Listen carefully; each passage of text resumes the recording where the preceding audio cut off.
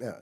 I would like to welcome you to today's Board of Curators meeting, and I want to welcome Curator Burnsick and Curator Blitz, who are joining us today via Zoom. Our first action item this morning is to approve a resolution to move into executive session. May I have a motion and a second from the board to move into executive session? So moved. Second. Oh, you got it. I have a motion by Curator Graves and a second by Curator Holloway and Curator Winokur. All those in favor, say aye. Oh, no, I'm sorry. We need a roll call. All right, Curator Blitz? Curator Burnsick? Yes. Curator Fry? Yes. Curator Graves? Yes. Curator Holloway? Yes. Curator Lehman? Yes. Curator Sinkfield? Yes. Curator Winokur? Yes. Curator Williams? Yes. All right, do you have all votes in favor? The motion carries. The board will now move upstairs to an executive session. We will reconvene back in public session at approximately plus or minus 10 o'clock. Curator Burnsick and Curator Blitz, there is a separate Zoom link for the executive session. So if you can give us about 5 minutes and then switch to that, we would appreciate it. And thank you, everyone, and we will see you at 10. But welcome back, everyone, to the public sessions of today's Board of Curators meeting. To begin, I would like to ask Curator Winokur to lead us in the Pledge of the Allegiance. We'll stand. All right. Look behind us here. Okay. I pledge allegiance to the Flag of the United States of America and to the republic for which it stands, one nation, under God, indivisible, with liberty and justice for all.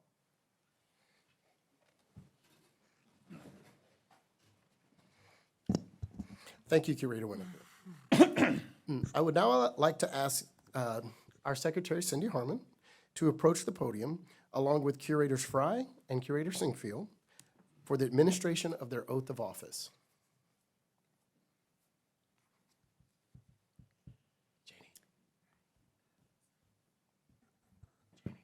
Curator Sinkfield? Oh, sorry.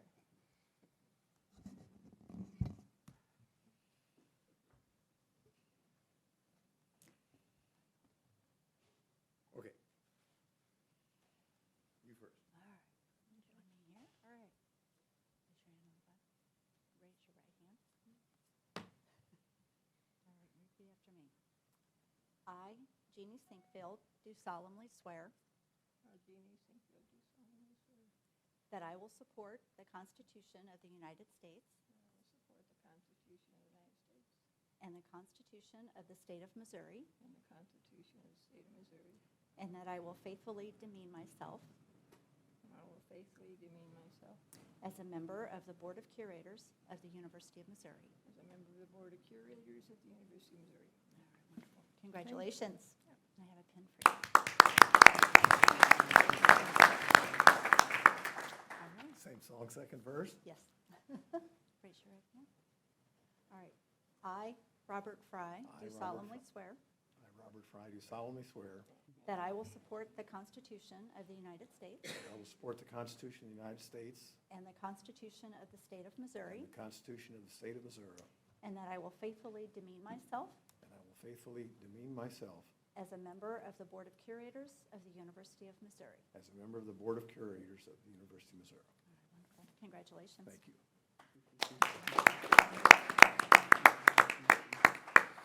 Thank you, Cindy, and I think I speak for the entire board that we're excited to have these new board members and look forward to serving with both of them and with Curator Blitz, who is present via Zoom today. I will now move to the podium for the chair's report.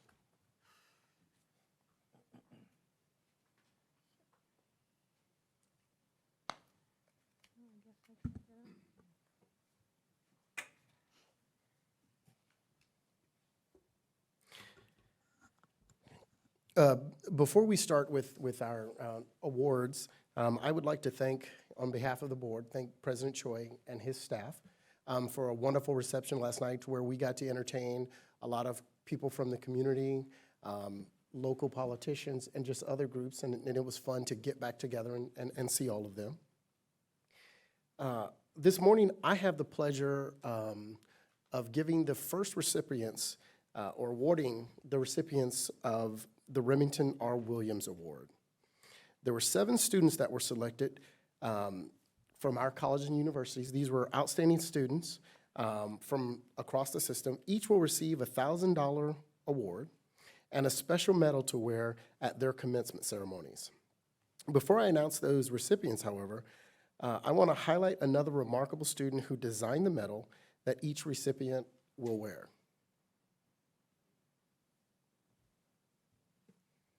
I think there's a slide to go with this. Oh, there we go. The medal was designed by Taylor McNair, a recent graduate from MU. Taylor graduated in May with a Bachelor's of Fine Arts and with an emphasis in graphic design.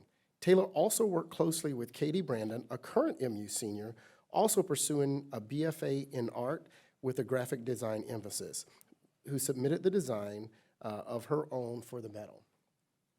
Both Taylor and Katie were supported by Dr. Deborah Husenberg, a Curators Distinguished Professor in Graphic Design here at Mizzou. Next slide, please. The board created the Remington R. Williams Award to honor Remington's legacy. He was an inspirational individual devoted to academic excellence, community engagement, and making the whole of the UM system a better place for students. His energy and passion were infectious. Remington served as an example to all of us, and through his accomplishments, or through their accomplishments, the 7 students selected certainly live up to and carry on the high bar Remington set. Remington's father, Marty Williams, is here with us today. Marty, why don't you come on up?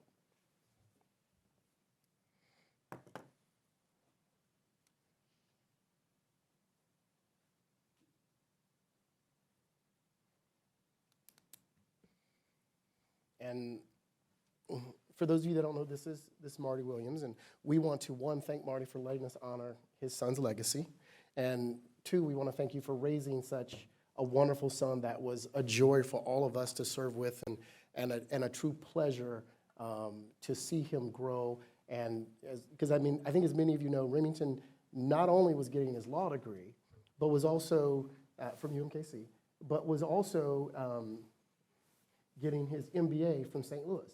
And so Remington had the pleasure of working with our faculty and staff from various campuses, and we want to thank you for being here for this first awarding of for the first presentation of this award.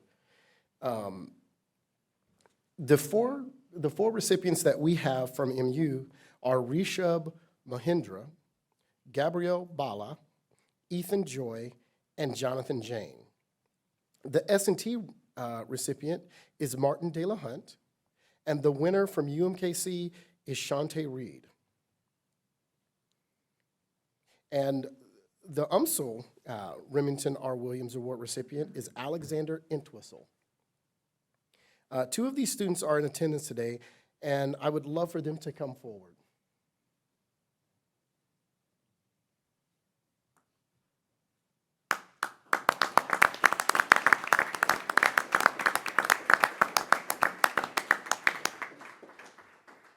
Okay. So you guys get to stand here with me, and everybody looks at your back, too. Rishabh is a graduate student enrolled in the Agricultural and Applied Economics program. He's the treasurer of the Mizzou chapter of the university's Fighting World Hunger, and is the president of the Division of Applied Social Sciences graduate student program. Rishabh has an enthusiasm for improving the lives and experiences of those around him, both on campus and beyond. He's described as being the leader who lives in service to others. Rishabh leads the Deaton Schools program, which has allowed him to bring about major changes in the program, like improving opportunities for students to learn leadership and attracting a wide range of speakers. He also volunteers his free time with both the Christian Campus House and the Mizzou International Christians Fellowship. His volunteer efforts include helping international students settle into their lives in Columbia. Rishabh is an exceptional and very intentional student leader and serves as an example to all in dedication to achieving excellent academics and advocating for improving the experience of others. Congratulations, Rishabh. where you get the number. I think you get this.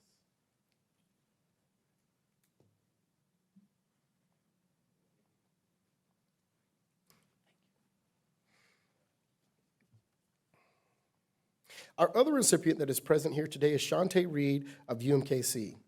Shantae is on track to become Dr. Reed next May, as she is a doctoral candidate in dental surgery. She is the president of the Student National Dental Association / Hispanic Student Dental Association and the treasurer of the Dental Anesthesiology Club. Shantae has been instrumental in organizing efforts for National Dental Association officers to attend the national conference, which would promote UMKC School of Dentistry further afield. She has also been at the forefront of interactions with the Government Employees Health Association in their partnership with the UMKC Dental School. Shantae has been an active in student recruitment, discussing her perspective and providing assurances to prospective students. She has also led efforts in community engaging, including SNDA/HSADA support for local businesses, a toy drive, and urban accessibility to oral care. In addition to those efforts, Shantae has led firsthand lab experience as an aspiring dental student at both the high school and college levels. She has also built a network of prospective dental students nationwide, making herself a resource for those students who wish to learn more about dental programs and professions. This includes University Academy, where UMKC School of Dentistry has established a clinic. Shantae is the embodiment of putting intention into action, and it's an honor to present her with this award. Congratulations, Shantae. Thank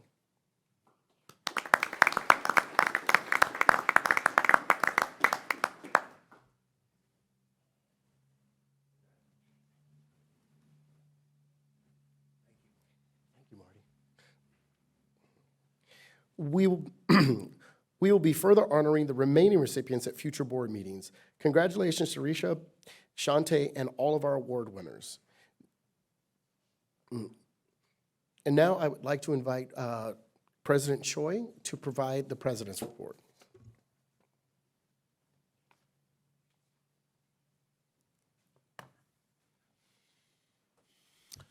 Thank you very much, Creator Williams, and watching our excellent students receiving those awards just reminded me of Remington's value to this university. And Remington will be missed, but his legacy will live on through the students and the excellent work that they will do.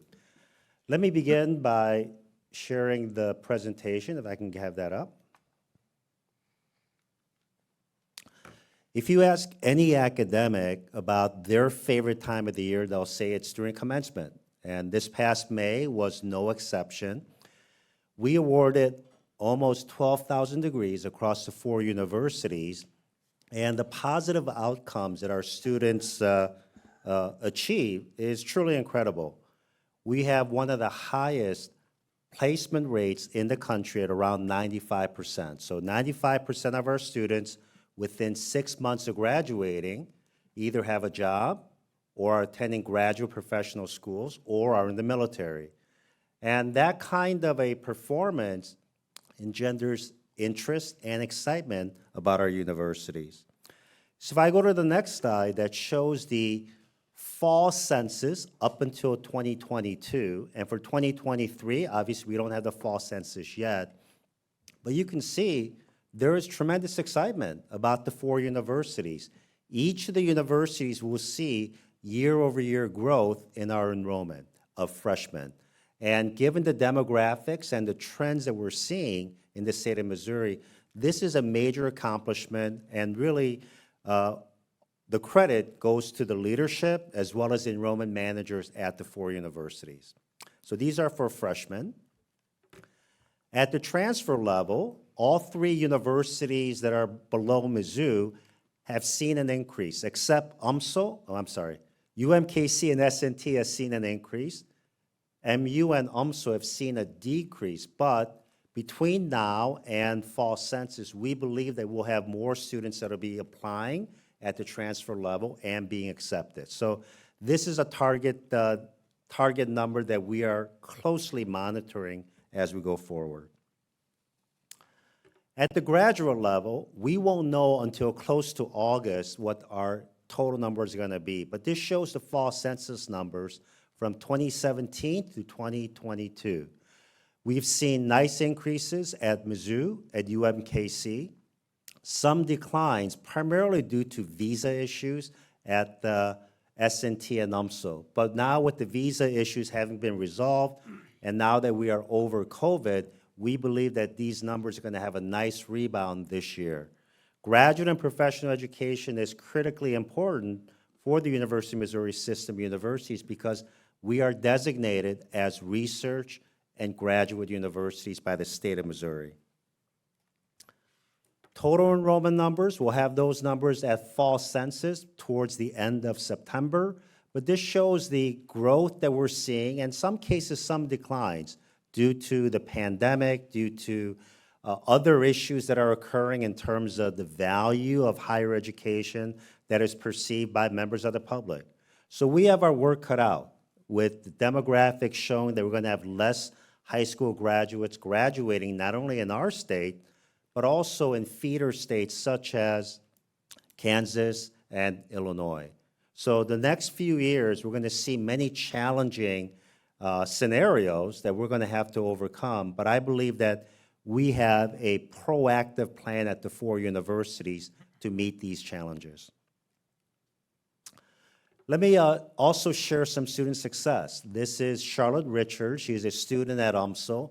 She is a star volleyball player, a two-time All-American, and she has received the Great Lakes Valley Conference Richard F. Scharf Paragon Award. And this is for outstanding achievement not only on the court, but also in the classroom. She has a 4.0 GPA while being a very successful student athlete. At UMKC, Shannon Moran is a master's degree student in creative writing, and she wrote a poem this past year called Sadie about addiction as well as the recovery from addiction, and that poem won the Association of Writers and Writing Programs Intro Award in Poetry. This is the third straight year that a UMKC student has received that award, so it's very, very prestigious, and it really goes to show the quality of the creative writing program at UMKC.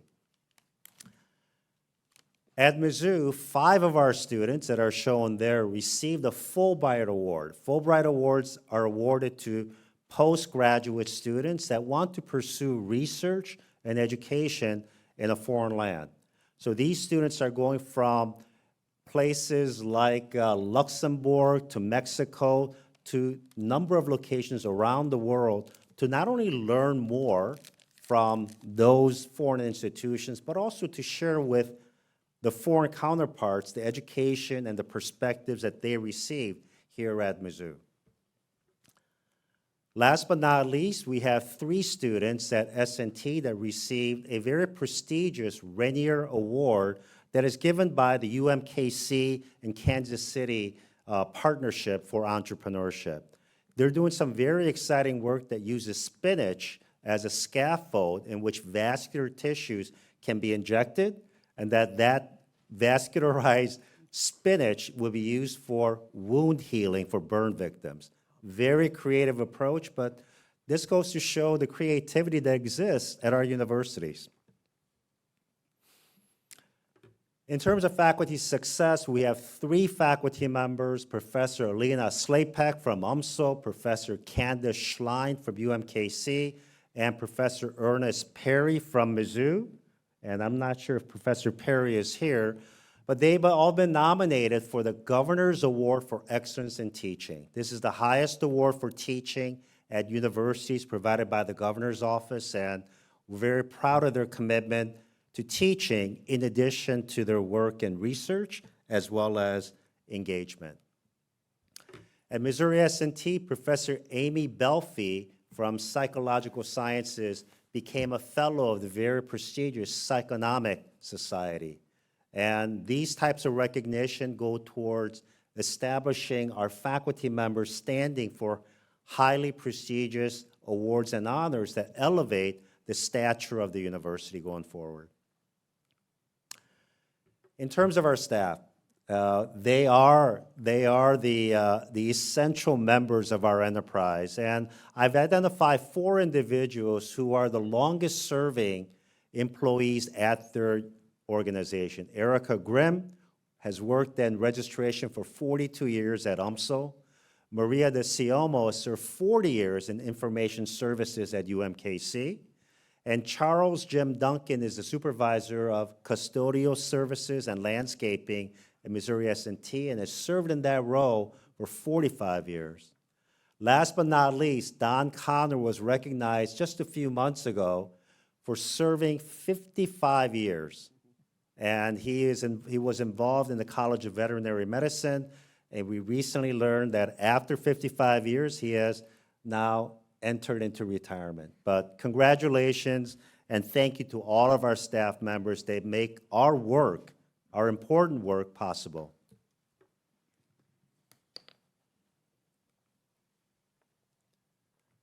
So let me now speak about research. And we are almost close to the end of the fiscal year, and this shows the total research expenditures at the 4 universities. We've seen increases year over year. If you look at it from 2019 through 2023 for all 3 universities of Mizzou, S&T, and UMKC.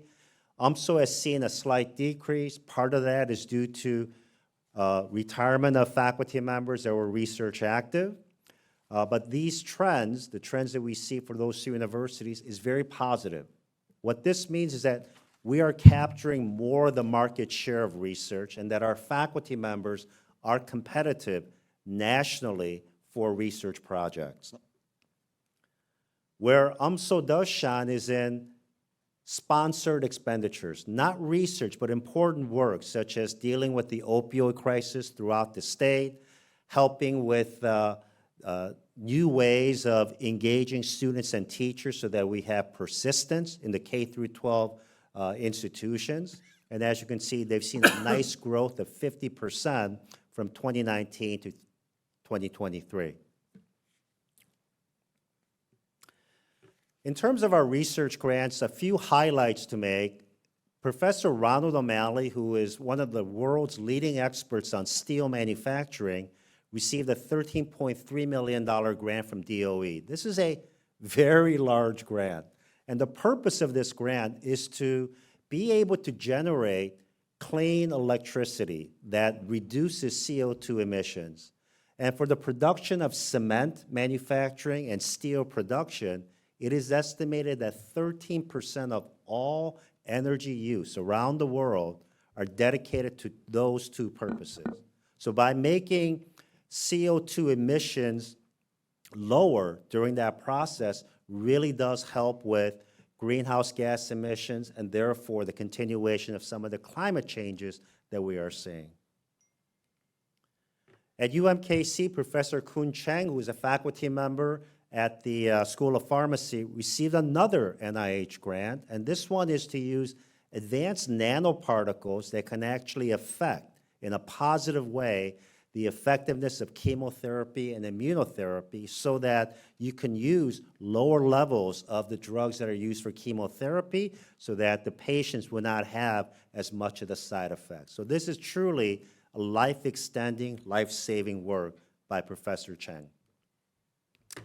And at UMSL, you may know that UMSL has some of the best researchers in the state when it comes to opioid education, prevention, and outreach. And Professor Devin Banks just recently received an $806,000 grant from NIH, and this is a very important study that looks at the disparities of opioid addiction among the underrepresented minority population group, especially in St. Louis. So we really look forward to her work, and this will have a public health impact in the state of Missouri. At Mizzou, Professor Chanu Park from Mechanical Engineering received an ARPA-E. ARPA is the Department of Energy version of DARPA, the Advanced Research Project Administration, that really focuses on truly paradigm shift research. And in this research, he is developing new ways of cooling data centers that are popping up all over the country, all over the world. The amount of energy that is required to cool the computing centers is about 3% of the total energy use.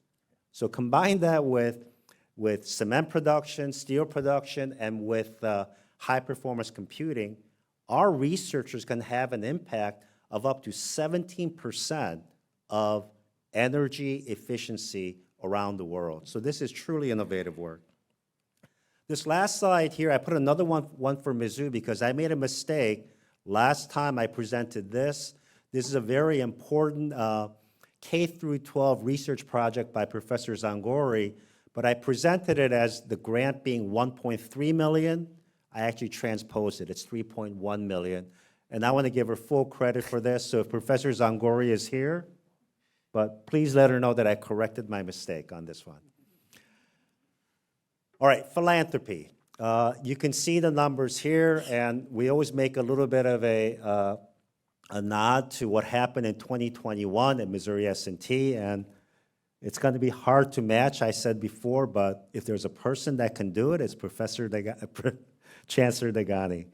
But look at the growth at UMKC. Significant growth, and it's growth that's targeted to key investments such as the Health Sciences District building. There's been a growth in Mizzou. There's been a decline, as you can see, due to the pandemic, as well as the wind down of the capital campaign. But we're seeing a nice growth, but there's more to do, and we have plans to make sure that that continues. In terms of our core appropriations from the state, the governor has not yet signed the budget. The governor, I believe, plans to do so by tomorrow, but I have to thank, once again, the state legislature as well as the governor's office for their strong support for the University of Missouri system and the work done by our chancellors and Dusty Schneiders. Dusty Schneiders has been incredibly effective in Jeff City.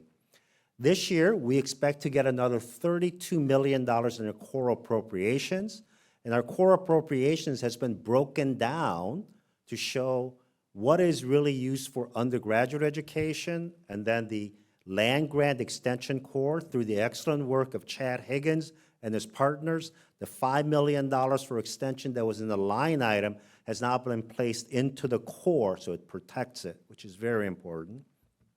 And we're also the first professional doctorates for many of those degrees that are there, or all of those degrees that are there.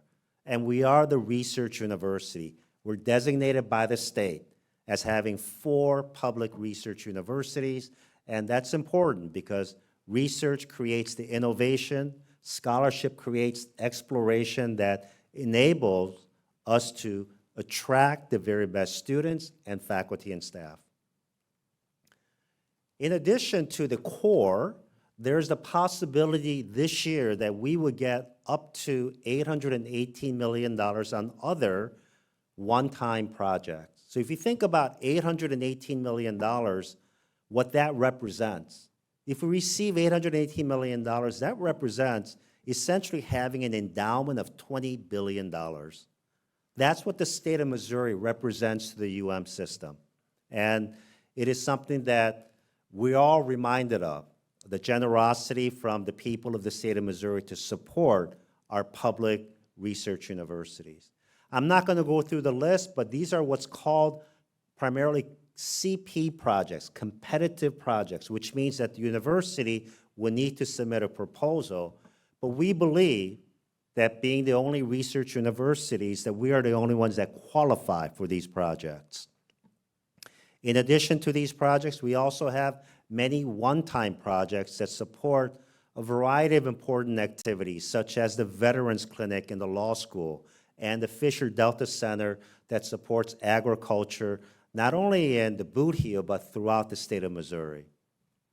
In addition to this, Governor Parson included in his budget, and it was retained in both state house state budgets, and that is for capital projects through ARPA that supports Mizzou Forward and Next Gen at Mizzou, the Health Sciences District project at UMKC, And at UMSL, it's the transformation of the campus, and the Missouri S&T, more support for important projects in manufacturing and STEM education. Some new appointments at the university, and if I can ask if we have Paul, Lori, or Balaji here, if I can ask them to stand. They're not here today, but we have Paul Liddon, who was selected as Dean of Law at Mizzou, Lori Popejoy, Dean of Sinclair of Nursing. Balaji Rajagopalan is from Northern Illinois University, and he starts, I believe, in August. Sarah Helfrich at UMKC is the Dean of Education and Social Work. She joins us from Ohio University. Lou Mulligan, who is the Dean of the School of Law, and he starts in a few months, and he's from KU. And at the bottom at UMKC, Joy Roberts is the Dean of Nursing. She's been a longtime faculty in nursing at UMKC.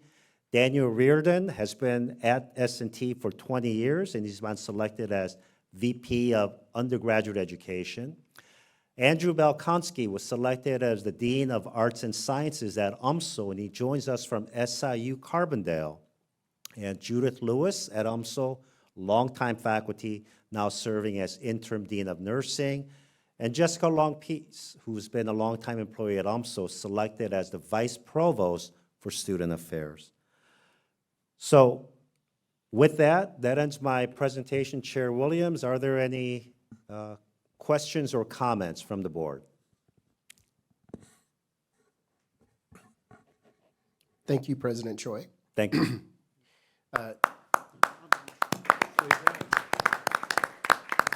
Nobody clapped for me.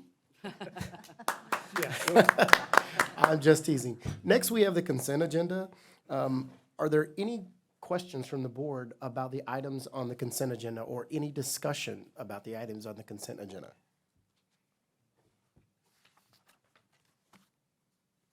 Hearing none, can I have a motion and a second to approve the items on the consent agenda?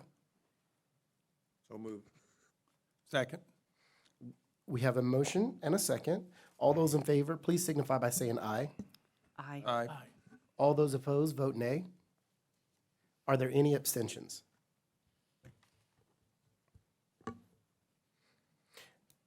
The motion carries. Curator Graves, I will now turn it over to you for the report from the Finance Committee. All right, good morning. The Finance Committee has 4 action items today. First item, Executive Vice President Ryan Rapp will present the fiscal '24 operating budget and be available for any questions.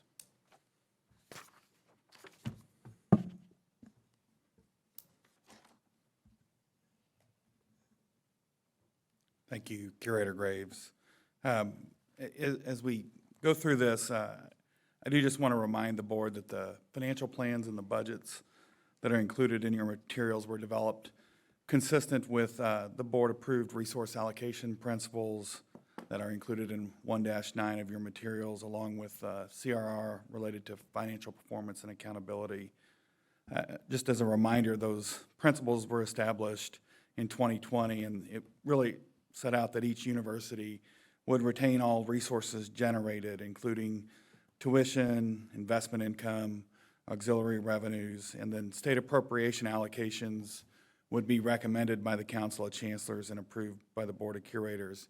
And then the system kind of corporate and compliance services would be treated as a cost center with growth in those services being limited to 1% less than overall revenue growth. And the intent behind that was to ensure that the cost of those services didn't grow faster than the resources of the 4 universities in MU Healthcare. I'll go back.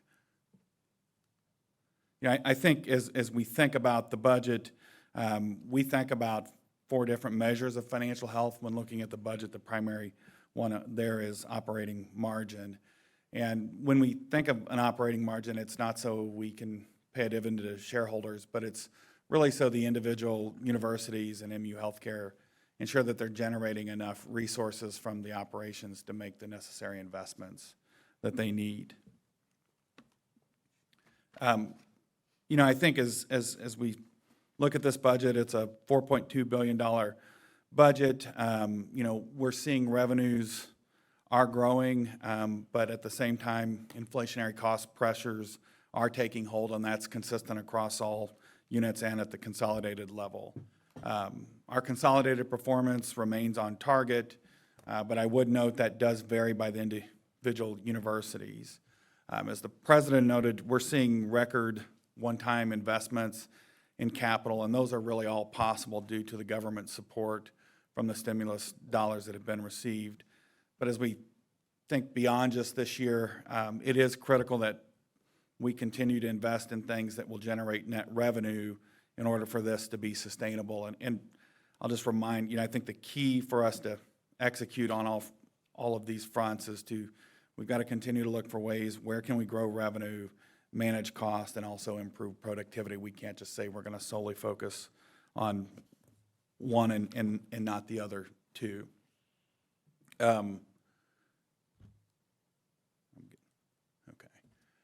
So I think, again, we will update the financial plans this fall. So as I always say, our financial planning process, it's really iterative and never ends. So when the budget's approved, then we start to monitor performance against that, and then we begin resetting our financial plans, which informs the budget process that we undertake in the spring.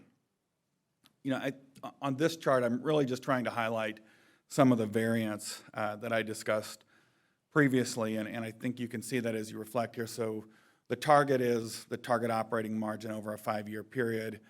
We're projecting where we think each individual unit, and on a consolidated basis, we would end for this current fiscal year 23, and then where we're projecting to end with the budget that's being presented. I would note that both MUHC and UMSL are below their targets, but they are also showing improvement relative to FY23.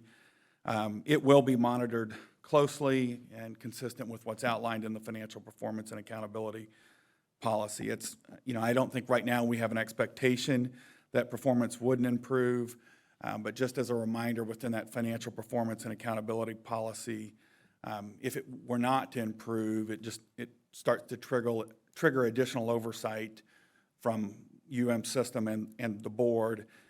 And the corrective measures that are contemplated in the policy can include things like capital controls, debt prohibition, forced capitalization, principal pay down of debt, and things like expense controls. So I just wanted to remind the board of that. As we look at the next chart here, it's just providing an overview of the diversity of the revenue sources that we have. And when I talk about a $4.2 billion budget, you can see where that's concentrated, but you can also see it's made up of many different sources of revenue. And really, when we think about the operations of the university, our most critical source, I'm not referencing the health system, but for our 4 universities, it's really net tuition and fees, along with the state support that form the foundation for our budget. And then as we think about the expense side of the equation, I think the primary driver of that, we're a people-intensive industry, both in healthcare and higher education. It's really wrapped up in salary and wages along with our benefit programs. I would note that every unit is contemplating a performance-based and market salary increase pool. I want to be clear, those are not across-the-board increases, so it's really merit, and if there's market adjustments, but there would be no type of cost of living adjustment included in those. And I think for all 4 of our universities, they've planned on at least a 4% pool, with S&T looking at a 4.5% pool. And then just as a reminder, after this meeting in September, we would bring forward the plans of each university has for its strategic dividend. The strategic dividend is generated from the investment income that each university earns based on the working capital it has available to it. And then in the November meeting, we would come forward with the final results for FY23. And our financial planning process starts in September, with that culminating and it being brought forward to the board for approval in February. I think just as I wrap up, to repeat what I said at the beginning, the challenges remain. We face inflationary cost pressure. We've got varied financial performance across each of the universities and in healthcare. While we have record capital generated by the government support that we receive, I think we've got to continue to find ways as we move beyond 24 to generate net revenue in order to sustain it.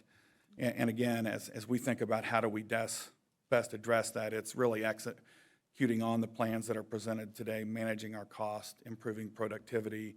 And then if we weren't to realize some of the things that we were planning in the budget, because I always say just as soon as we set the budget, what actually happens is very different from that budget.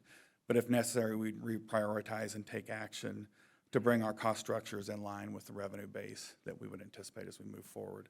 So with that, I'll stop and answer any questions. Ryan, I noticed that the projection for UMSL was 1% margin, and you're now saying that's probably going to be a negative 2%. What accounts for that difference?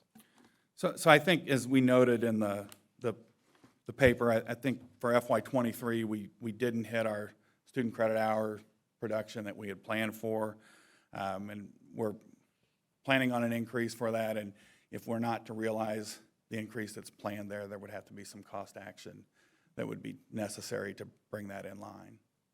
Other questions? All right, if there's no further discussion, may I have a motion second from the committee to approve the fiscal year 2024 operating budget for the University of Missouri as outlined? Second. All right, it's been moved and seconded. All those in favor on the committee signify by saying aye. Aye. Opposed? Any abstentions? All right, Mr. Chairman, on behalf of the Finance Committee, we move to recommend to the full board that the fiscal year 2024 operating budget for the University of Missouri, as outlined in the materials for this meeting, be approved. Thank you, Curator Graves. A motion has been made to approve the fiscal year 2024 operating budget as presented by Vice Chair Rapp. Do I have a second from the board? Having a motion and a second. All those in favor, say aye. Aye. Any opposed? Are there any abstentions? Hearing none, the motion passes. Curator Graves. All right, Executive Vice President Rapp will present the University of Missouri fiscal year 2025 state appropriations request for operations at this time. Thank you. So we've got this action item and the next. I want to orient the board to where we're at. This is the very beginning of the FY20 budget process with the state. I think what we're seeking is approval for the president to submit a request to the coordinating board of higher education, and then they will make their request up through the governor's office, and then typically late in the fall, early winter, the governor then starts to build their budget, and that's then submitted in January. So I think we're just setting a baseline here, and really what we're seeking today, and this is consistent with the guidance we've received from the Missouri Department of Higher Education, is an increase for core operations in line with inflation. Also then just looking to maintain those other programs that we have going on, that some of the ones that President Choi listed earlier, and then just anything that's required by legislative requirements. So I guess it would help if I went to the actual chart so you could see a summary of what I'm referencing. So this is just laying that out. So when I'm talking about these other programs, what I mean things like the Veterans Law Clinic, UMSL's Infectious Disease Program. The State Historical Society is also included in this request. And so again, this is just the beginning of that process. And all we're seeking today is approval for the president to submit this request as it's required by MDHE. Be happy to answer any questions. Questions? Okay, if there's no further discussion, may I have a motion, a second from the committee to approve the University of Missouri fiscal year 2025 state appropriations request for operations? So moved. Second. All right, it's been moved and seconded. All those in favor on the committee signify by saying aye. Aye. Opposed? Nay. Any abstentions? All right, Mr. Chairman, on behalf of the Finance Committee, we move to recommend to the full board that the University of Missouri fiscal year 2025 state appropriations request for operations as outlined in the materials for this meeting be approved. Thank you, Curator Graves. A motion's been made to approve the state appropriation request for operations. Do I have a second? Second. We have a motion and a second. All those in favor, please signify by saying aye. Aye. Any opposed, say nay. Are there any abstentions? The motion passes. Curator Graves. All right, it's the third of 4 items on our agenda. Executive Vice President Rapp will present the University of Missouri fiscal year 2025 state capital appropriations request. So I don't have any slides for this. It was contained in your materials. Each university is required to submit a capital project to the state each year as part of this process. It runs, I think over the last 20 years, we probably received funding for this maybe twice. But all of these projects were included in the capital plans. I think it's important that we do submit them. They're really core educational buildings on each of the campuses that we're seeking, M&R funding for to do that. So you've got the medical science building renovation plan at MU. We've got Spencer Chemistry at UMKC. We've got a physics building renovation at Missouri S&T, and then the Stadler Hall renovation at UMSL. And again, these were all in the board-approved capital plan from April, but I'm happy to answer any questions you might have. Questions? I have a quick question. So knowing that these are somewhat placeholders because there hasn't been a high percentage of actual funding, if one of the universities wanted to come back with an adjustment that came back to the board, could we do that within this 12-month period or before session? So- Yeah, and I think that's, if we did that, we would look for things that are on the board-approved plan of projects, and if it wasn't, then I think we'd come back to the board and say, hey, we need to make an adjustment. Great. I just want to clarify process. Thank Yep. you. Any other questions? All right, if there's no further discussion, may I have a motion second from the committee to approve that President Choi be authorized to submit to the appropriate state officers, the University of Missouri's fiscal year 2025 state capital appropriations as outlined in the materials for this meeting. So moved. Second. All right, it's been moved and seconded. All those in favor on the committee signify by saying aye. Aye. Opposed? Any abstentions? Mr. Chairman, on behalf of the Finance Committee, we move to recommend to the full board that President Choi be authorized to submit to the appropriate state offices the University of Missouri's fiscal year 2025 state capital appropriations request as outlined in the materials be approved. Thank you, Curator Graves. A motion has been made to approve the state appropriations request for operations. Do I have a second from the board? Second. We have a motion and a second. All in favor, please signify by saying aye. Aye. Any opposed, say nay. Are there any abstentions? The motion passes. Curator Graves. All right, at this point, we're going to have Tom Richards, Chief Investment Officer and Senior Associate Vice President for Finance.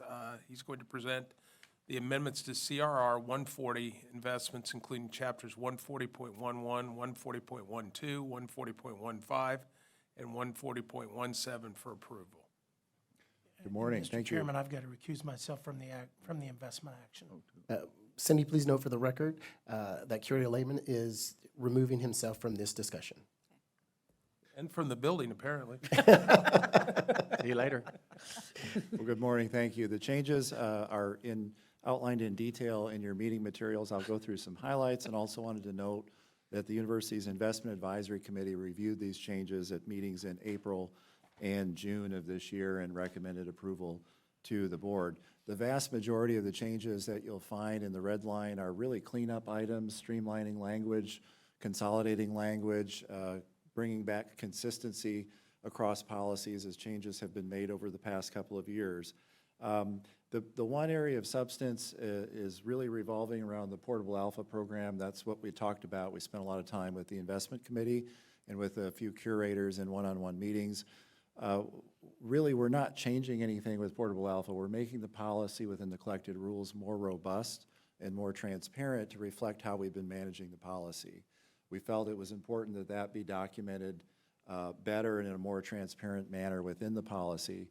Also, in line with that, we've changed some of the risk management provisions around that program to shift from a very static approach that ignores risk to one that's very dynamically driven by risk. So it's an enhancement in the risk management provisions of that program. Again, there's a lot of moving parts. Just as an example, each of the three pools investment policies for general pool, retirement, endowment, they each had a section on portable alpha. We've consolidated all that together into one section in the collected rules. That way we have one version. We don't have to worry over time about changes to one and not the other. Happy to answer any questions on anything in your materials that we can walk through if necessary. Any questions? All right, if there's no further discussion, may I have a motion and a second from the committee to approve the amendments to CRR Chapter 140, investments as outlined in the materials for this meeting? So moved. Oh, I'll second. All right. We have a motion and a second. All those in favor on the committee signify by saying aye. Aye. Aye. All those opposed, nay. Abstentions? Mr. Chairman, on behalf of the Finance Committee, we move to recommend to the full board that the amendments to CRR Chapter 140 investments as outlined in the materials for this meeting be approved. Thank you, Curator Graves. A motion has been made to approve the amendment to the said collective rules and regulations. Do I have a second from the board? Second. We have a motion and a second. All those in favor, please signify by saying aye. Aye. Aye. Opposed, say nay. And I will note that Curator Lehman has left the building and is an abstention, please. What was there, was there a nay? Okay, I thought I heard. Was Okay, okay. It was like, I am sorry for stepping over the people on the Zoom. I believe that is the end of, is that the end of your report, Curator Graves? Yes, that's the end. That concludes the business of the Finance Committee. Thank you, Curator Graves. I will now turn it over to Curator Holloway for the Governance, Compensation, and Human Resources Committee report. And we will note for the record that Curator Lehman has returned. Thank you, Mr. Chairman. The Governance, Compensation, and Human Resources Committee has one action item today. Our action item is to approve the amendments to CRR 110.010 and 110.020. Now, I will now ask General Counsel McGinney to present the proposed amendments. Thank you, Chair Holloway. We've got three amendments proposed to these two CRRs, 110.010 and 110.020. When Missouri legalized marijuana recreationally last year, we took a look at 110.010 regulations to ensure that our language was what we wanted it to be in light of the change in law. In doing so, that led us to touch base, we took a look at the full regulations and then decided, you know what, as long as we're going to make a change for this, there are a couple other cleanup items in 110.010 that we'd like to address, and that's what's led to the three proposed changes today. Your executive summary covers them pretty nicely, but I'll walk through each of them quickly. If you have any questions, just cut me off and ask, please. The first is changes related to Missouri's Campus Free Expression Act. In 2015, Missouri enacted the Campus Free Expression Act, which essentially says outdoor areas at public universities are traditional public forums, and they should be used and can be used for non-commercial expressive activity. When that occurred in 2015, each one of our universities enacted policies to ensure that they were in compliance with the act. The cleanup for today in 110.010 is simply to codify in our rule that we are doing what the act requires and to delegate the authority to each of the university chancellors to have the power to regulate per the Campus Free Expression Act. Any questions on that element? Okay. The second deals with marijuana on campus. When we looked at the regulation, we realized that our restrictions for marijuana on campus related to students and employees, but did not cover visitors to campus. And so essentially what the changes proposed today is that we expand our rules so that visitors to campus, as well as students and employees, are all prohibited from possessing, using, distributing, et cetera, marijuana or other controlled substances as defined under state and federal laws.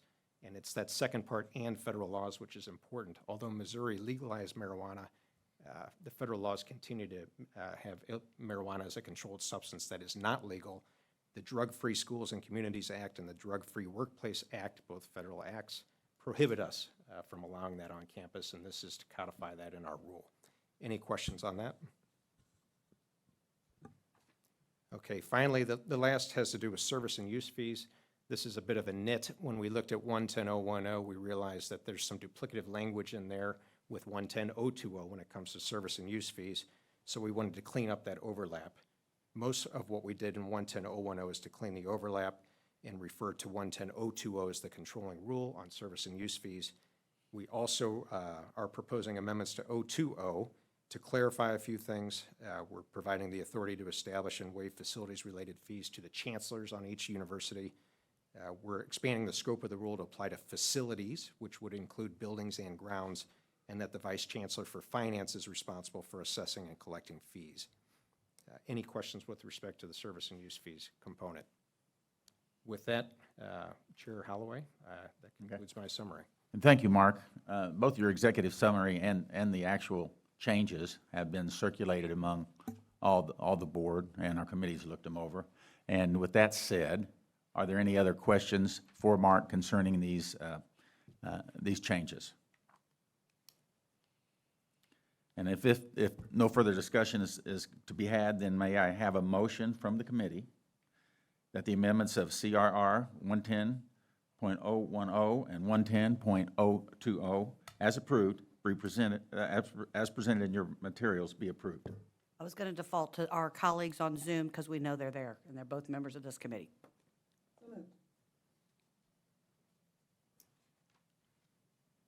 Curator Second. Burns moved. I was going to let Curator Blitz. I have a motion and a second for this resolution. All those in favor all those in the committee in favor, say aye. Aye. All those opposed, say nay. Any abstentions? We have the resolution passed. Mr. Chairman, on behalf of the Governance and Compensation and Human Resources Committee, I move to recommend the full board that the amendments of CRR 110.010 and 110.020 on service fees and use fees be approved as outlined in the materials before you. Thank you, Curator Holloway. A motion has been made to approve the amendments to the two collective rules and regulations presented. Do I have a second from the board? Second. And I forgot to ask, is there any further discussion? Okay, so we have a motion and a second. All those in favor, please say aye. Aye. Any opposed? Are there any abstentions? The motion passes. Is there anything further from your committee, Curator Holloway? Yes, we have a need to have an executive session later today. And may I have a motion and a second from the committee, okay, to have an executive session later this afternoon? I think that was Bob. So I have a motion and a second from the committee. All those in favor say aye. Aye. Opposed? Abstentions? Don't you have to do a roll call for the executive session vote? Yes, we'll go to that. Thank you, Julia. Cindy? Curator Blitz? Yes. Curator Burnsick? Yes. Curator Holloway? Yes. Curator Winokur? Yes. Okay. You have all votes in favor. Thank you. That concludes our portion here, Chairman. Thank you, Curator Holloway. I will now turn it over to Curator Lehman for the Academic Affairs and Research and Economic Development Committee report. Thank you, Mr. Chairman. Our committee has 4 action items: amendments to CRR 200 010, Standard of Conduct, and CRR 200 Rules of Procedures in Student or Student Organization Conduct Matters. Also, a new degree proposal for a Master of Legal Studies at UMKC and a new degree proposal for a Bachelor of Arts in Health and Humanities at MU, and a resolution for executive session. We'll begin with the CRRs. Today, we have Mark Mangini will discuss the proposed amendments and answer any questions. Mark? Thank you, Chair. Two CRRs being proposed for amendment with respect to our standards of conduct and our disciplinary conduct procedures. This is 200.010 and 200.020. I'll begin by saying these were a heavy lift. These aren't light changes to those procedures. This was a complete overhaul of both the standards of conduct and the disciplinary processes that we've been employing. It's been several years since both of these rules were revised.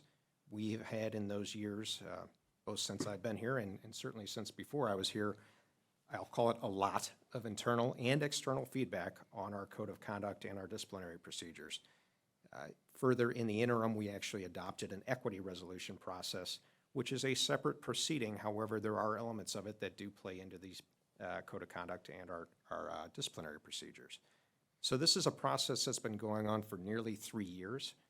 We have received and considered input, not just from my office, but from various internal and external stakeholders through several draft revisions of the rule and several meetings with all of these stakeholders. That includes student affairs staff from all 4 universities, the chancellors and academic officers from all 4 universities, President Choi, my office, student groups, faculty groups, external organizations, and the attorneys for students and student organizations that have dealt with us over the years in disciplinary proceedings. And the letters they've sent and the opinions they've articulated, all of which was taken into account as we crafted the proposed rules in front of you. Certainly my personal involvement didn't start until the last year, but I got very heavily involved in the fall of last year and have been intimately involved in every step of the way since then. We had several main goals. I particularly had several main goals in developing the proposed revisions. First, we wanted to give serious consideration to providing additional due process in our code of conduct and more particularly in our disciplinary procedures. I believe our current rules meet minimal due process requirements, as I've said for a number of months now, but I think we can make them better.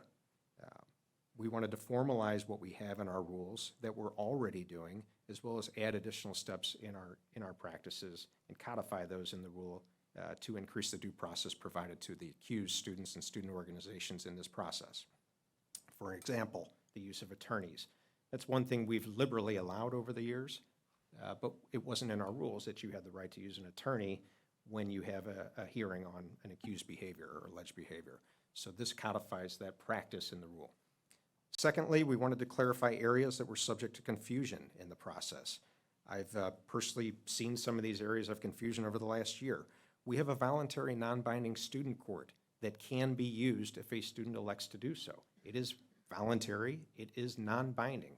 There is a lot of confusion around that, and so we try to craft language around that particular aspect in the rule to make it clear of what that student court was meant to do and what the impact of that student court's decisions would be.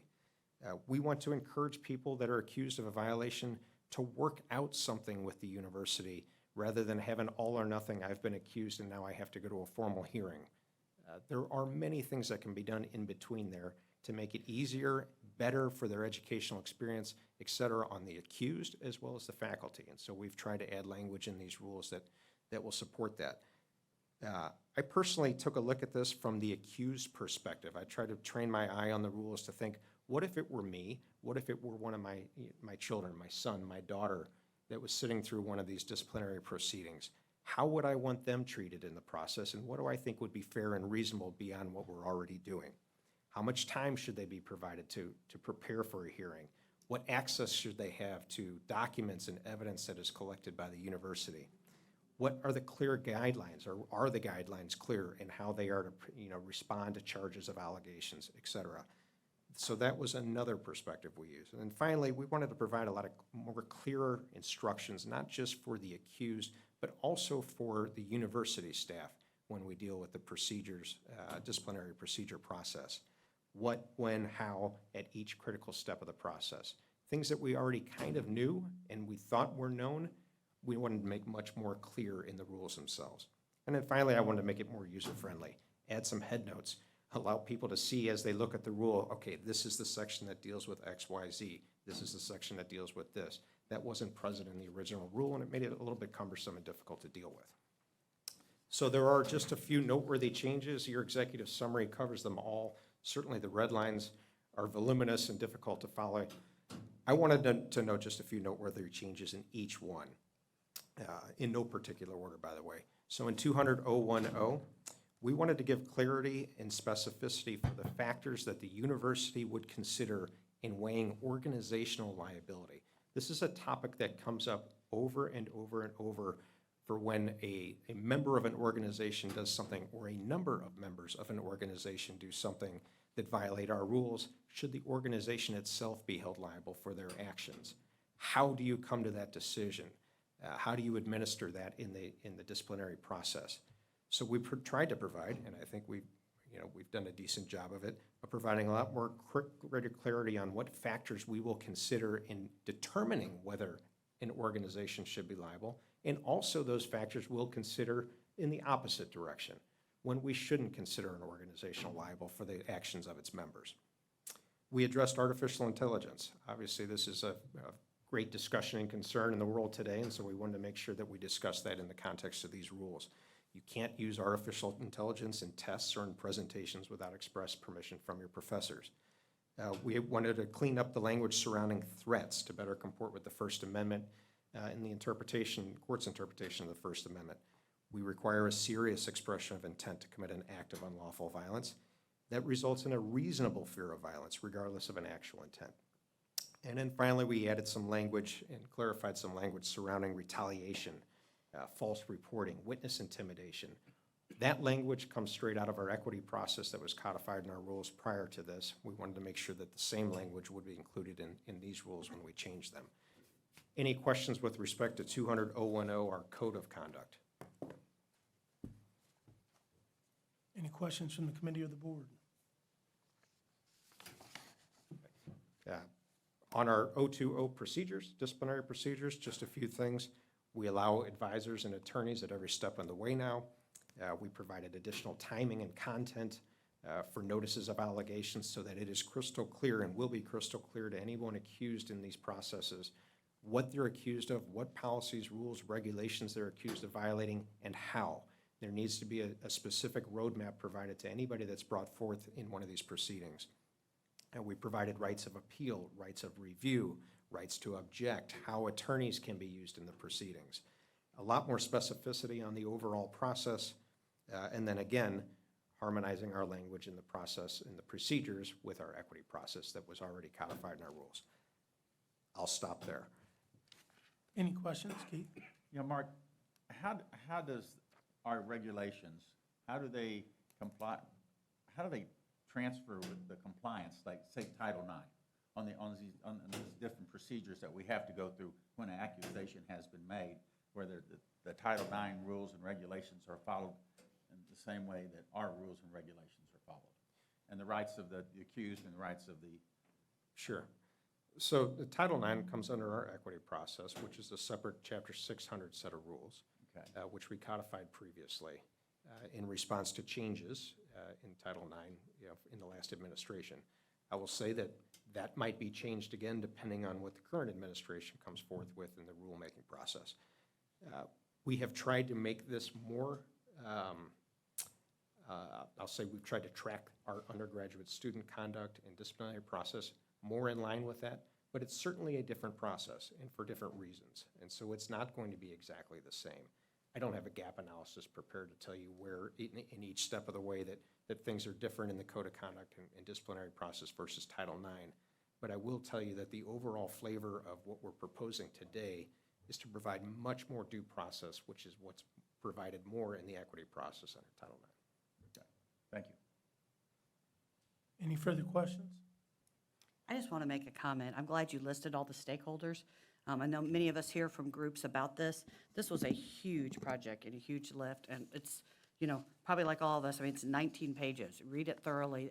It is a really good roadmap, I think, of fairness and equity as we go forward. So thank you to you and the Office of General Counsel. Thank you. Thank you, Mark. If there's no further discussion, may I have a motion and a second from the committee to recommend approval of amendments to CRR 200-010, Standard of Conduct, and CRR 200-020, Rules or Procedures in Student or Student Organization Conduct Matters?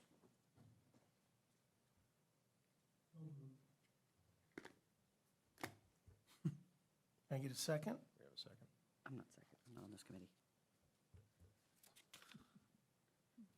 Who moved? Jeannie or Bob? You're Jeannie. Can I get a second? Second. I'll second it. So we have a motion and a second. All those in favor signify by saying aye. Aye. Aye. All those opposed, nay. Are there any abstentions?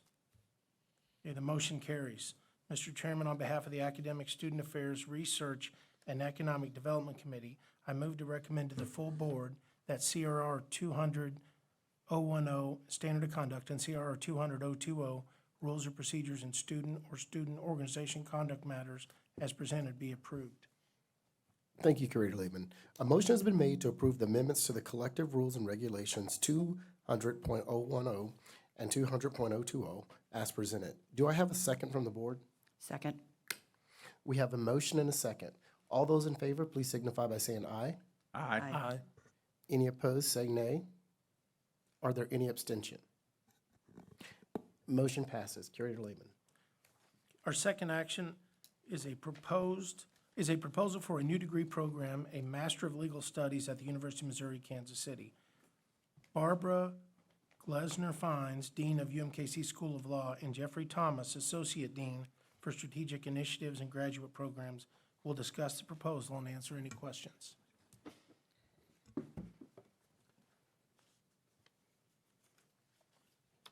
Good morning, Mr. Chairman, members of the board. I'm Barbara Glesner-Fines, Dean at the School of Law, Jeffrey Thomas, Associate Dean for Strategic Initiatives and Graduate Programs, and we're very grateful for your time this morning to be able to present this very exciting new degree program. The executive summary and the proposal, I know you've all had a chance to study carefully. I would just like to provide a brief overview and then answer any questions that you have. I think there are three reasons why this is a really exciting opportunity for our university. The Masters of Legal Studies program provides a flexible, online, 30-hour program for people who work with the law every day, but who aren't lawyers and don't need to be lawyers, but they need legal literacy. And the first reason why I think this is a great degree program for our university is that it so well advances our mission. As my colleague Tony Lupino regularly reminds anyone who will listen, the law touches everything. And certainly legal literacy is an important and increasingly important part of the education that we provide to our community. But particularly for the professionals in the many industries where they are dealing with law and compliance on a day-to-day basis, a degree such as this will allow them to be more confident and more effective in knowing how to do their jobs, in knowing what the law is, in knowing how to implement the law, and equally importantly, knowing the limits of what they know, and then how and when to work effectively with attorneys to reduce the overall burden of regulatory compliance and improve their effectiveness and efficiency. These are folks who don't want a JD, they don't want to be lawyers, they have a job, they want that job to be their career. And a Master's of Legal Studies program will provide them the legal literacy that will allow them to turn that job into a career. The second reason I'm very excited about this program is that UMKC Law School is really well situated to deliver this program very effectively. We've done years now of research and collaboration and investigation and critique and engagement. We have over a half-century of experience in continuing legal education that involves not only legal education but other continuing professional education. We have members of our faculty who long before COVID were very excited about providing online education. While the American Bar Association limits the extent to which a JD program can provide online education, there is no such limitation on our ability to deliver this particular program online. And our research tells us that this is the model that works. There are over 80 schools that have developed a Master's of Legal Studies program, very few of them in our region and none in our immediate region that provide this kind of online, flexible, continuing professional executive education. We have faculty who were founding members of the Center for Computer Assisted Legal Instruction. We just launched a new Center for Law Entrepreneurship and Innovation. We have faculty members that are very excited about providing a really high-quality program. We also have an incredibly engaged community. We have almost 80 adjunct faculty who all teach on a volunteer basis at the law school, that co-teach, collaborate, coach, and they bring that expertise, and we know that we can count on them to also, and we have counted on them in building this program, to bring that kind of expertise on the ground to the program. Finally, we're really good at preparing students to go into the workplace before they graduate, to really engage with the community. And so our capstone courses in this program include learning from practice course so that they can learn how to apply what they're learning in the class to their day-to-day work, and the capstone experience, which will give us a lot of really great feedback from the community and will allow these students to really turn this education into immediate use in their careers. Finally, the third reason I think that this is going to be a really dandy program for the university is the balance of risk and reward. As I mentioned, there are a lot of schools that have already started MLS programs. Some have been successful, some not. We've learned from their experience. Most of the risk in starting a new program like this has been borne, frankly, on the coast by the schools that have already tried this. So we know what works, we know what's effective, and we know that we can start this program with relatively slim investment. A director, some investment in some adjunct training, some time from our current faculty who are very excited about teaching in this program, including Dean Thomas and myself. And so little investment, significant reward. Our market research shows us that there's a very high demand for this program, and we project that within 2 years we will be net revenue positive in this program. And so because it serves our mission, because we're very good at delivering this kind of education, and because it will bring net revenue to the university, I am pleased to answer any questions that you have about this program that I'm very pleased to present to you. Do we have any questions?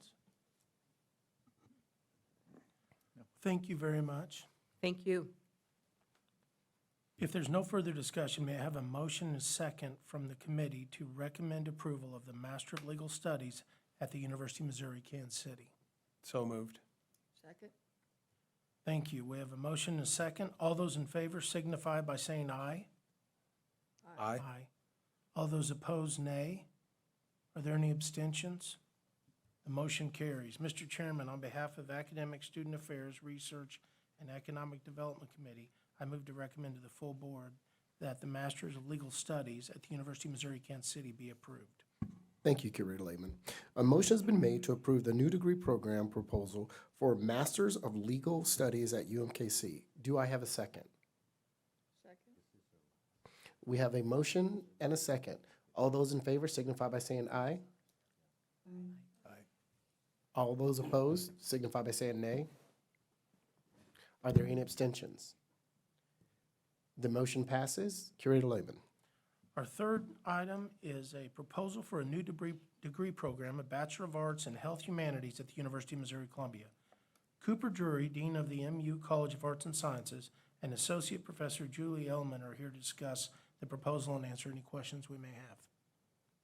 You may begin. Thank you very much. Good morning, everyone. As I said, I'm Cooper Drury, Dean of the College of Arts and Science, my colleague, Professor Julie Ellman. So I'm here to propose the Bachelor's in Health Humanities. This is also known as medical humanities at some universities. What this degree does is it integrates humanities, public health, and the social behavioral sciences into a single degree. The students will understand the economic, cultural, historical, and demographic aspects of health very broadly, all aspects of health. This aligns very nicely with the College of Arts and Science. It also aligns very well with health science and the College of Medicine. And I need to say a special thank you to my colleagues, Dean Hagland and Dean Barron, for their support and enthusiasm for this program.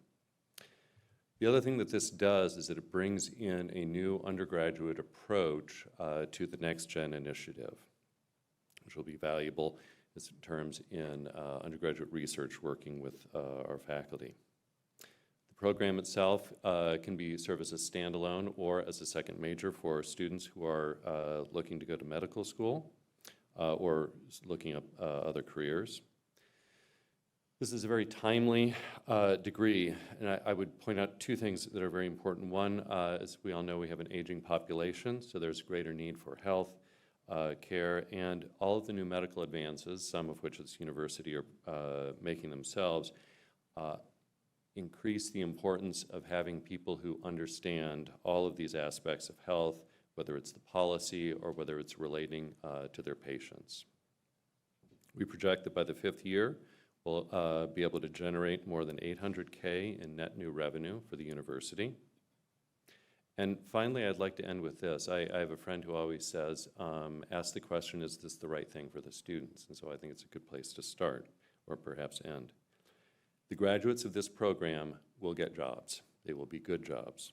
And those jobs will improve the health outcomes for all Missourians and beyond. Happy to answer any questions. Thank you. Do we have any commissions? Any I'm not on your questions? committee. Can I ask a question? So I was interested in reading through, it talked a lot about this being the second degree, the second major for someone. It's embedded in there, so I know I can do it, I read it, but I think it'd be worth just highlighting, if someone chooses this as a major, what careers are they headed towards? I understand the whole med school and that whole thing. Sure, yeah, so if they don't take that track Right. towards med school, and if this, you're saying if this is just their singular If it's their degree. singular degree, what kind of jobs will they expect with this degree? Sure, so everything from hospital administrator, you can imagine somebody running healthcare facilities like memory care facilities. We can have somebody in insurance, pharmaceutical sales, and the like.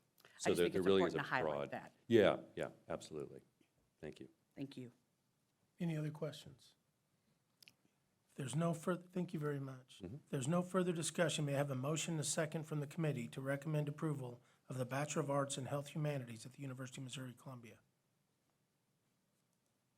So moved. Second. We have a motion and a second. All those in favor signify by saying aye. Aye. All those opposed, nay.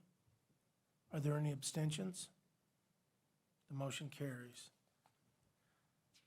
All right, Mr. Chairman, on behalf of the Academic Student Affairs, Research, and Economic Development Committee, I move to recommend to the full board that the Bachelor of Arts in Health Humanities at the University of Missouri-Columbia be approved. Thank you, Curator Lehman. A motion has been made to approve the new degree program proposal for a Bachelor's of Arts in Health Humanities at MU. Do I have a second from the board? Second. All those in favor, please signify by saying aye. Aye. Aye. Any opposed, say nay. Are there any abstentions? Hearing none, motion passes. Curator Lehman. The Thank last you. item is a resolution for executive session. I would now entertain, let's see here. I would now entertain a motion, a second, for the committee to hold a committee meeting closed session this afternoon. So moved. Second. Thank you. We have a motion, a second. Madam Secretary, please call the roll of the committee. Curator Blitz? Yes. Curator Graves? Yes. Curator Lehman? Yes. Curator Sinkfield? Yes. Okay, you have all votes in favor. Mr. Chairman, that concludes the public session of the Academic Student Affairs, Research, and Economic Development Committee. Thank you. Thank you, Curator Lehman. We will now conduct the Audit, Compliance, and Ethics Committee meeting. The Audit, Compliance, and Ethics Committee has one information item and one action item. already approaching is Chief Audit and Compliance Officer Michelle Peranio. She will present the fiscal year 2023 Audit, Compliance, and Ethics Annual Report. Michelle will highlight the audit and compliances work completed during fiscal year 2023. And as you are all aware, our full report is available in your Audit, Compliance, and Ethics Committee materials. Ms. Peranio. Thank you, Chair Williams, and good morning. So this slide is a snapshot of our fiscal year 2023 internal audit plan final status. The 34% completed represents 10 engagements, and the 20% in process represents 6 engagements. Also wanted to provide you a summary of our 29 investigations that we completed this past year. 70% were in the Columbia area, with 10% at each of the other campuses. And the graph on the right illustrates the number of cases by allegation. You can see the majority of those were human resource matters. This slide shows you the coverage across the system by audits, consulting engagements, and investigations. And this is a summary of the work that has been completed, the internal audits completed since the April 2023 Compliance and Audit Committee meeting. And I only reviewed 2 audits with you this morning. That will be the Network Segregation Phase 1 and the UMKC Export Controls Audit. So for the Network Segregation Phase 1 audit, MU Healthcare must comply with the requirements of the Health Insurance Portability and Accountability Act. And this essentially means that the personal health information must be protected by including appropriate administrative, physical, and technical controls.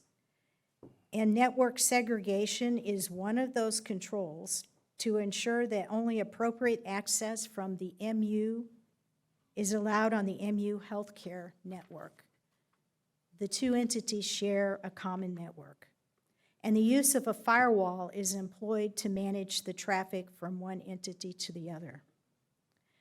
So this audit is phase 1 of a 2-phase audit, and it was to assess the administrative controls over the shared networks between MU Health and MU.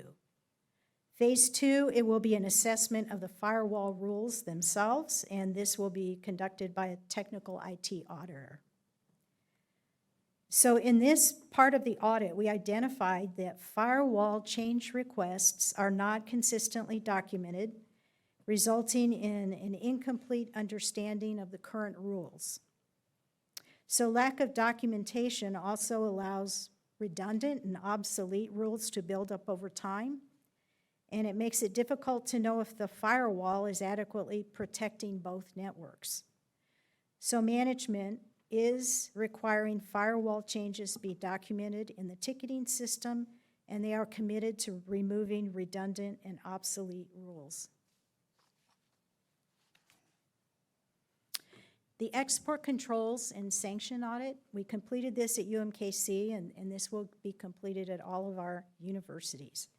And the objective of this audit was to validate that procedures and infrastructure are in place to support U.S. laws and regulations that control and restrict the release of critical technologies, information, and services to foreign persons within and outside of the United States for reasons of foreign policy and national security. This audit was performed as a gap analysis to review operational export control and sanction activities and procedures and determine areas within the program that may need further development. Within the Missouri Institute for Defense and Energy, which is the largest area conducting this type of research at UMKC, elements of export control and sanction programs are in place and the function to support compliance with export controls and sanction laws and regulations, but need further development. Overall, several essential elements that support export controls and sanction of compliance across the entire UMKC campus are missing or incomplete or in the beginning stages of development. Leadership is committed to developing and implementing the appropriate infrastructure to support compliance with export controls and sanction regulations.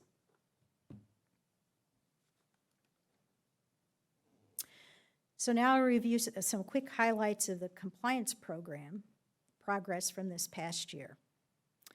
So these are 3 compliance focus areas, and we continue, that we worked on this past year, and we continue keeping our code of conduct in the forefront. We've refreshed the training and awareness campaign and this year we're emphasizing the importance of together creating a work culture where we can all do and be our best, and helping people understand how to report and how to resolve issues in other ways. This campaign will have elements, we also are working on a campaign to keep in front of people throughout the year at periodic points in time. Again, the responsibility to speak up and our commitment to addressing serious concerns when they bring them to our attention.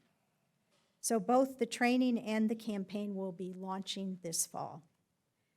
We continue to partner with compliance professionals in cybersecurity and research compliance to assist with maturing the information security program, development of sanctions and restricted parties policy, and developing a strategy and securing funding for implementation and certification of the secure research space, which that space is underway in development so that PIs will have the certified space they need to continue to do the type of research that we're trying to attract.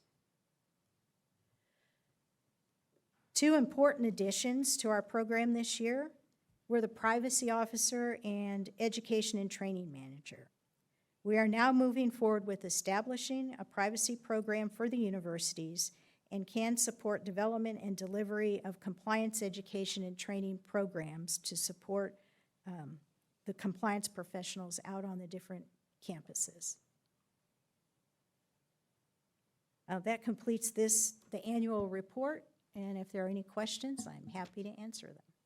Are there any questions from the board for Michelle? I have 2, if it's okay. Can you talk what a privacy officer does? I'm sure we've covered this in the past, but I could use a refresh.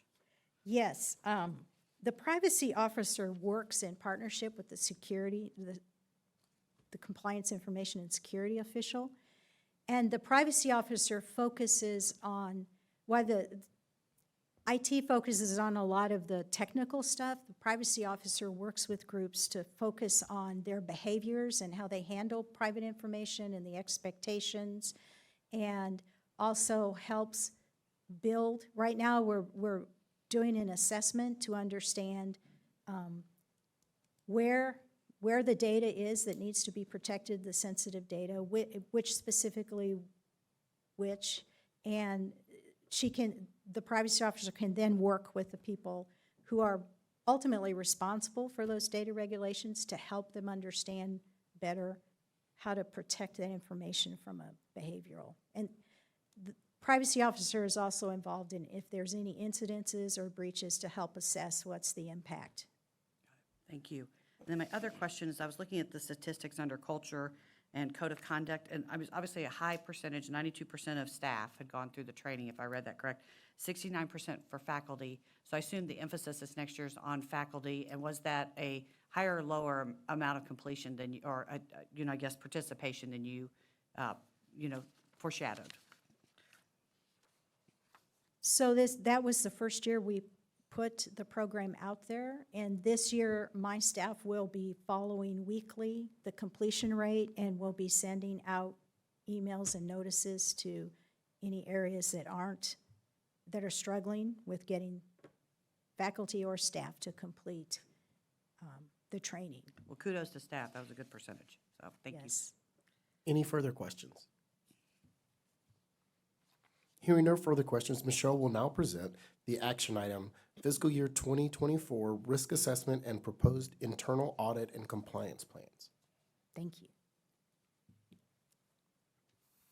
So a September 2022 United Educators survey identified the following external risks and pressures that are impacting higher education.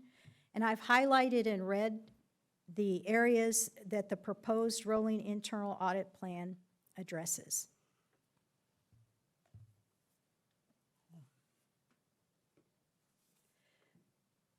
And on the MUHC side, a comprehensive risk assessment where we interviewed numerous leaders of the different areas within the health system, and this was done in collaboration with the Office of Corporate Compliance, was completed. And the internal audit plan that came from all of those interviews and considering other strategic initiatives that are underway, the plan addresses cybersecurity and privacy and billing, coding, and revenue cycle.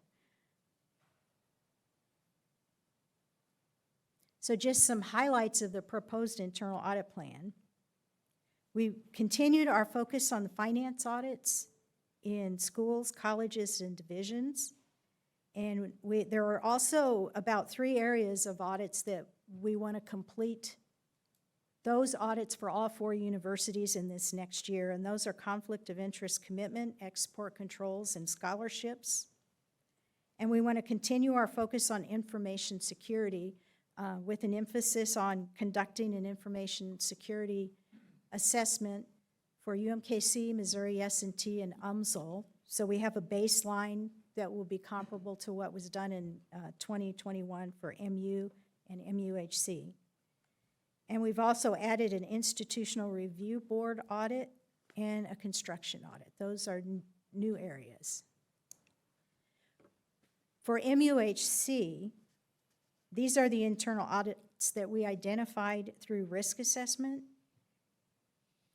And so you can see we do have an emphasis on some compliance areas and also on drug diversion and the charge capture in the operating room to see if there's any opportunity to recover revenue.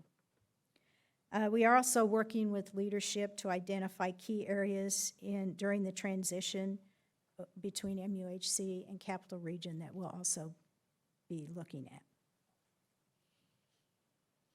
So for the proposed compliance plan, we have completed our 3rd year establishing the system-wide oversight program, compliance program, and we continue to perform where are there gaps in compliance areas, because as our compliance has been decentralized out into the campuses and in different functions, we're trying to understand where really do we have exposure or risk and where are we doing well. So by addressing the risk, we can reduce risk exposure, improve early detection, and most importantly, continue building the network of compliance professionals across the system who partner with us in this important work. So the highlights from this past year is really, again, emphasis on export controls, foreign influence, looking at the cybersecurity maturity model requirements, which is the secured space for research, and assisting the professionals working in all of those areas with these efforts, and also assisting the Chief Information Officer in the development and launch of the IT risk management and IT asset management programs, which were key findings in the security assessment from 2021. And also, we'll be focusing on, the privacy officer will be focusing on, are we collecting information we don't need to? Are we storing it longer than we need to? Because again, that opens us up to more areas of breach. And also working to officially develop the privacy program. Clery Act will be very important for us this year. There's heightened scrutiny from the regulators on this. We've already met with the police departments who are responsible for the crime statistics, and we've identified opportunity to help with education and training to other constituents on the campus, which is the expectation of the Clery Act. So we want to make sure we shore that up, or we're in process if the Department of Education decides to come and take a look. And we will also be looking at environmental health and safety and start understanding the different components and where else could we have risk exposure we need to improve some of those areas. So our key takeaways, the internal audit plan, it continues to focus on the areas of financial stewardship and information security and research compliance, and we've added some new areas of construction, billing, coding, and charge capture. And our compliance plan, it focuses on continuing to understand risk exposure through the gap analysis and building those partnerships with the compliance professionals, and establishing the system-wide privacy program and support high-risk compliance areas with strengthening foundational elements in education and training needs. And that concludes the presentation, and I'm happy to answer any questions. Are there any questions for Michelle? Hearing none, can I have, may I have a motion and a second from the committee to approve the fiscal year 2024 risk assessment and proposed internal audit and compliance plans as presented to you and outlined in the materials for this meeting? So moved.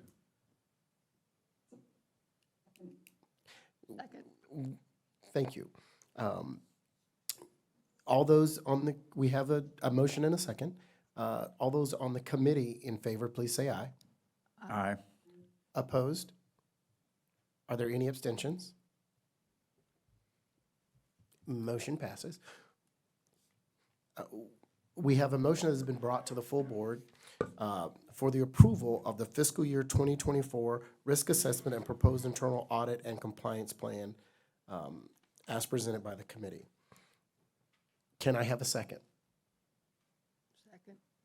All those in favor, please say aye. Aye. Aye. Opposed, please say nay. Are there any abstentions? Hearing none, motion passes. The last action item for the committee is to present certain information in executive session. Can I have a motion and a second from the committee to make proposals to the full board in executive session? Motion. Second. We have a motion and a second. Cindy, can you make a roll call vote, please? Curator Burnsick, Yes. Curator Holloway, Yes. Curator Sinkfield, Yes. Curator Williams. Yes. You have all votes in favor. I believe that concludes all, no, motion passes. I believe that concludes all of the business we want to take up before lunch.